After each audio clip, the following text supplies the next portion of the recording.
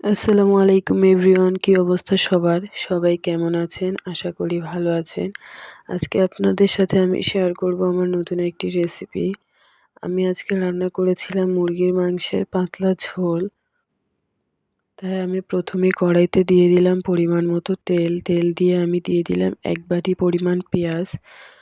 পেঁয়াজটাকে আমি কিছুক্ষণ ভাজার পরে দিয়ে দেব গরম মসলা। গরম মসলা আর পেঁয়াজটাকে কিছুক্ষণ ভেজে নেব। গরম মসলা আর পেঁয়াজটা যখন একসাথে ভাজা হয় তাহলে একটা সুন্দর স্মেল আসে। এরপরে আমি পরিমাণ মতো দিয়ে দিলাম রসুন বাটা। আমি এখানে ১ চামচ পরিমাণ রসুন বাটা আর 1/2 চামচ পরিমাণ আদা বাটা নিয়েছি। এরপরে আদা রসুন দোনোটাকে পেঁয়াজের সাথে কিছুক্ষণ ভেজে নেব, যাতে কাঁচা গন্ধটা যে থাকে সেই গন্ধটা যাতে চলে যায়।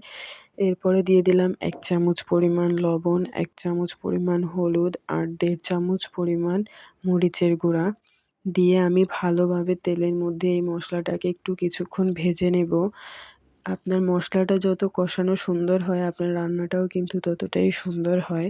এরপরে আমি ভালোভাবে কষিয়ে নেওয়ার পরে আমি এখানে দিয়ে দেব রাঁধুনি রেডিমিক্স যে মশলাগুলো থাকে, মুরগি বলুন বা গরু বলুন যেকোনো একটা নিলেই হয়।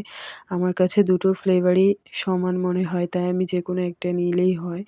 তাই এখানে আমি গরুর মাংসেরটাই নিয়েছি। এরপরে আমি দিয়ে দিলাম ১.৫ চামচ পরিমাণ জিরা গুঁড়া। জিরা গুঁড়া দেওয়ার পরে আমি সবগুলো মশলাকে একসাথে ভেজে নেব।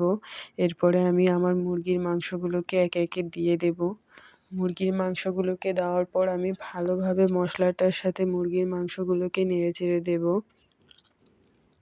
মুরগির মাংসগুলোকে নাড়াচাড়া শেষে আমি দিয়ে দেব একটা টমেটো। আমি টমেটোগুলোকে ফালি করে নিয়েছি। টমেটোটাকে দেওয়ার পরে আমি দিয়ে দেব কিছুটা পরিমাণ পানি। একদম সামান্য পরিমাণ পানি দিয়েছি যাতে মুরগির মাংসটা লেগে না যায়।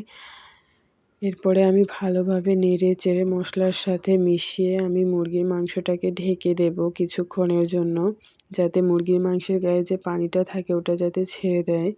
কিছুক্ষণ ঢেকে রান্না করার পর আমি ঢাকনাটা তুলে নিলাম।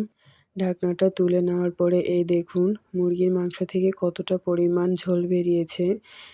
এরপর কিছুক্ষণ নাড়াচাড়া করার পর আমি আবারও ঢাকনা দিয়ে কিছুক্ষণ রান্না করে নিলাম। এরপর আমি আবারও ঢাকনাটা তুলে কিছুক্ষণ নেড়েচেড়ে নেব। ততক্ষণ নাড়তে হবে যতক্ষণ না পর্যন্ত আপনার মুরগির মাংস থেকে তেলটা আলাদা হয়ে যায় মশলার থেকে। এরপরে আমি পরিমাণ মতো ঝোল দিয়ে দেব।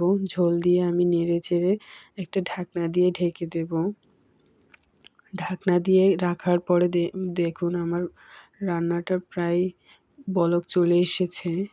কিছুক্ষণ বলক চলে আসার পর আমি নেড়েচেড়ে দিলাম।